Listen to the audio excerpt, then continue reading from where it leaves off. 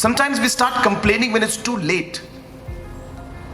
For example, we always complain and we say, well, how come there's so many mothers who are losing their lives while giving birth? Why is the maternal mortality rate so high in the state?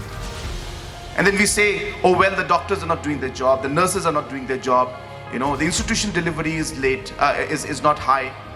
Well, that's the last part of the entire problem.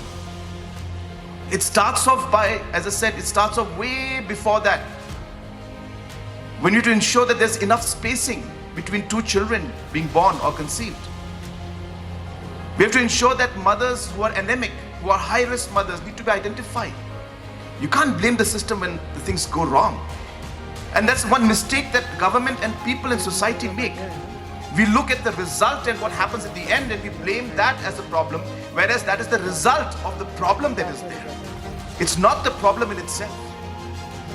Maternal mortality rate is not the problem. It's a result of not being able to contain a lot of issues, which leads to that problem. Similarly, when we look at unemployment, we look at other problems of the youth, substance abuse, that is not the problem. It's a result of the problem that we have not been able to address issues when it should have been at the right time, at the right phase.